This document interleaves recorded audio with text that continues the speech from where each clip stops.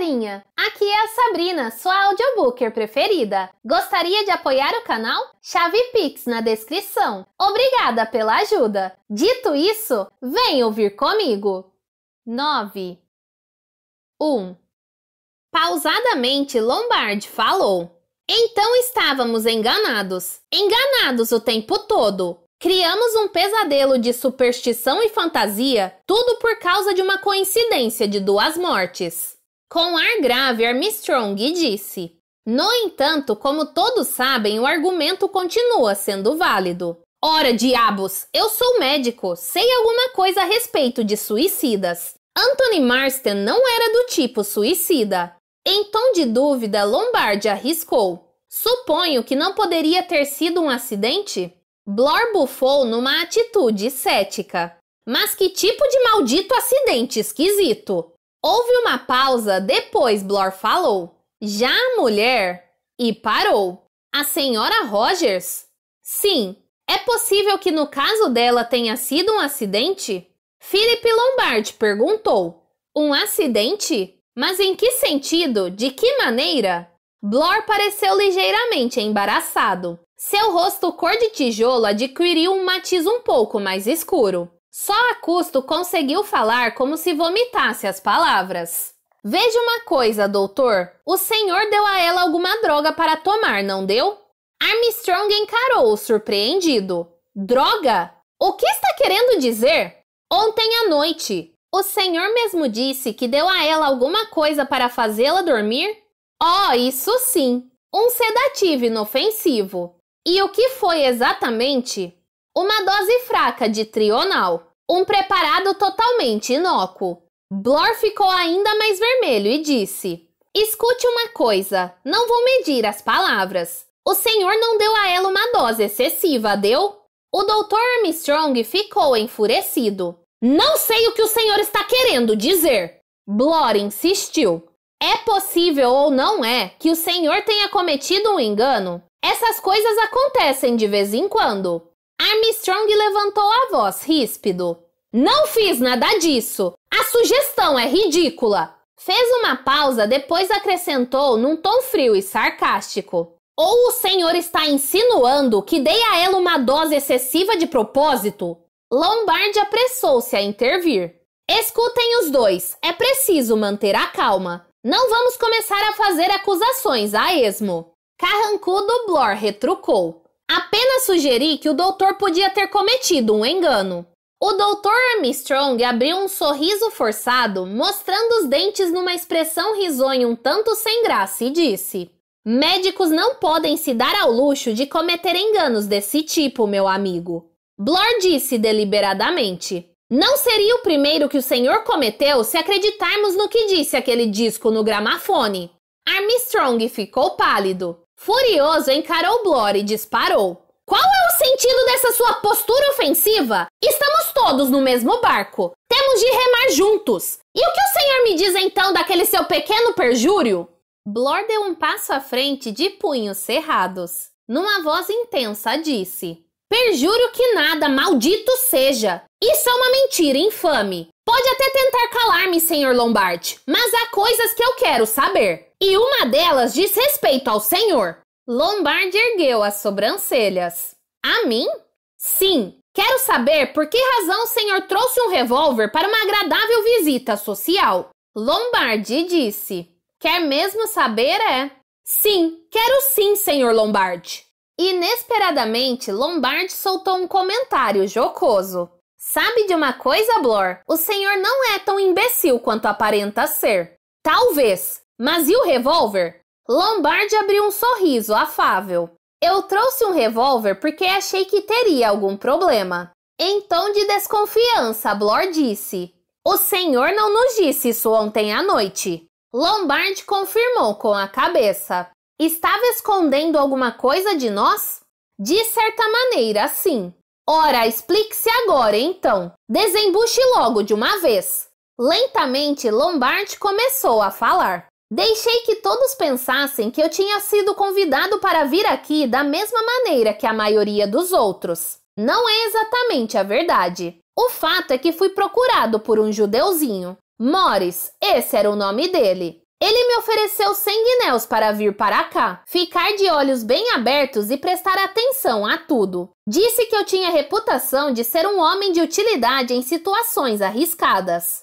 E insistiu Blor, morrendo de impaciência. Lombard abriu um sorriso largo, arreganhando os dentes. E só. O Dr. Armstrong tomou a palavra. Mas certamente ele disse mais do que isso. Oh, não disse não. Fechou-se em copas. Era pegar ou largar. Palavras dele. Eu estava em dificuldades financeiras, por isso aceitei. Blor ainda não parecia convencido. Por que não nos contou isso tudo ontem à noite? Meu caro, Lombard encolheu eloquentemente os ombros. Como eu poderia saber se ontem à noite era ou não precisamente a eventualidade a qual fui chamado a enfrentar? Fiquei na minha, mantive a discrição e inventei uma história neutra que não comprometesse minha posição. Astutamente, o Dr. Armstrong fez uma pergunta. Mas agora, mudou de ideia? A expressão no rosto de Lombard mudou. Ficou mais sombria, mais dura. O semblante se petrificara. O sorriso congelara. Sim, disse ele. Agora acredito que estou no mesmo barco que os senhores todos. Aqueles 100 guinéus foram apenas a isca que o senhor Owen usou para me fazer entrar na ratoeira junto com os senhores. Diminuiu a velocidade do discurso. Pois estamos numa ratoeira, isso posso jurar. A morte da senhora Rogers, a de Tony Marston, os soldadinhos que desaparecem da mesa de jantar. Oh, sim! Nessa armadilha dá para ver claramente a mão do Sr. Owen. Mas com 1000 diabos! Onde está o próprio Sr. Owen? Lá embaixo, uma pancada solene no sino anunciou o almoço. 2. Rogers estava de pé à porta da sala de jantar. Quando os 3 homens desceram a escada, ele deu 1 ou 2 passos à frente. Depois, numa voz baixa e angustiada, disse: Espero que o almoço esteja satisfatório. Há presunto frio, língua fria e cozinhei algumas batatas. Também há queijo, biscoitos e compotas enlatadas. Lombard disse: Parece bom. Como estão nossos estoques de mantimentos? Ainda duram algum tempo, então? Há bastante comida, senhor, em latas. A despensa está bem abastecida. É uma necessidade, diria eu, senhor, numa ilha em que se pode ficar isolado da terra firme durante um período considerável. Lombard assentiu com a cabeça. Enquanto seguia os 3 homens sala de jantar adentro, Rogers murmurou: O que me preocupa é o fato de Fred Narracott não ter dado as caras hoje. É uma circunstância singularmente infeliz, eu diria. Sim, concordou Lombard. A expressão singularmente infeliz define muito bem a situação.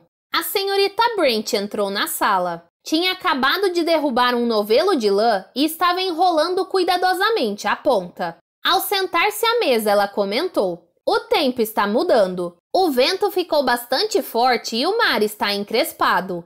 O juiz Wargrave entrou. Andava a passos lentos e medidos. De sob as espessas sobrancelhas, lançou olhares dardejantes para os outros ocupantes da sala e comentou: Os senhores tiveram uma manhã bastante agitada. Em sua voz havia traços de um leve prazer malicioso. Vera Clayton precipitou-se sala dentro um pouco ofegante. Desculpem se os fiz esperar. Apressou-se em dizer: Estou atrasada? Emily Brent respondeu: A senhora não é a última. O general ainda não chegou. Sentaram-se todos à mesa. Rogers dirigiu-se à senhorita Brent. Vai começar, senhora, ou prefere esperar? Vera respondeu pela outra. O general MacArthur está sentado lá embaixo à beira-mar. Não creio que ele tenha ouvido o sino. E de qualquer modo, hesitou. Parece-me que está um pouco distraído hoje. Solícito, Rogers disse: Vou descer e informá-lo de que o almoço está pronto. Armstrong pôs-se de pé num salto. Eu vou. Podem começar a comer. Saiu da sala. Às suas costas ouviu a voz de Rogers. Aceita língua fria ou presunto frio, senhora? 3. Para 5 pessoas sentadas em torno da mesa, parecia difícil encetar uma conversa. Lá fora, súbitas rajadas de vento se anunciavam e morriam. Um tanto arrepiada, Vera previu. A tempestade está a caminho. Blor deu uma pequena contribuição comentando em tom ameno. Ontem no trem de Plymouth, havia um senhor já idoso marujo experimentado que insistia que ia haver tormenta. É extraordinário como esses velhos lobos do mar conhecem o tempo. Rogers rodeava a mesa recolhendo os pratos vazios. De súbito, com a louça ainda nas mãos, estancou. Numa voz estranha e amedrontada, anunciou: "Vem alguém correndo." Todos puderam ouvir passos apressados no terraço. Naquele mesmo instante, todos já sabiam sem que ninguém tivesse dito. Como se por comum acordo, todos se puseram em pé e ficaram olhando fixamente para a porta. O Dr. Armstrong apareceu resfolegando. "O General MacArthur." Começou a falar quase sem fôlego. "Está morto!" Foi a voz de Vera que explodiu repentinamente, arrematando a frase do médico. Armstrong confirmou o que todos já sabiam. Sim, está morto. Houve um silêncio. Um longo silêncio. 7 pessoas entreolhavam-se, sem conseguir encontrar palavra alguma para dizer. 4. A tempestade irrompeu no exato momento em que o corpo do velho era trazido e passava pela porta. Os outros assistiam à cena de pé no saguão. Ouviu-se um sibilar repentino e logo depois um rugido. Era a chuva que desatava a cair. Enquanto Blor e Armstrong subiam a escada com o seu fardo, Vera Claythorne virou-se de repente e entrou na sala de jantar deserta. A sala estava como a haviam deixado. A sobremesa ainda estava no aparador, intacta e pronta para ser servida. Vera andou até a mesa. Estava ali havia 1 ou 2 minutos quando Rogers entrou silenciosamente. O mordomo teve um sobressalto ao ver a moça. Depois, apenas com o olhar, fez uma pergunta. "Oh, senhorita, eu só vim para ver se..." Numa voz aguda e ríspida, que surpreendeu a si mesma, Vera disse: "Você tem toda a razão, Rogers. Olhe e veja por si próprio. Só restam 7. 5. O corpo do General MacArthur fora colocado na sua cama. Depois de fazer um último exame, Armstrong saiu do quarto e desceu a escada. Encontrou os outros reunidos na sala de estar. A senhorita Brent estava fazendo tricô. Vera Claythorne estava junto à janela olhando a chuva que caía sibilante. Blor estava sentada numa cadeira imóvel e impertigado, com as mãos pousadas nos joelhos. Lombard irrequieto andava de um lado para o outro. E no fundo do cômodo, o juiz Wargrave estava sentado numa enorme poltrona estofada. Os olhos do velho, até então semicerrados, abriram-se quando o médico entrou. Numa voz clara e penetrante, o juiz perguntou: "Então, doutor?" Armstrong estava muito pálido, a cara branca e desfeita. Não se trata de parada cardíaca ou coisa parecida. MacArthur foi golpeado na nuca com uma boia ou outro objeto desse gênero. A sala foi tomada por um burburinho, mas logo a voz cristalina do juiz impôs-se mais uma vez.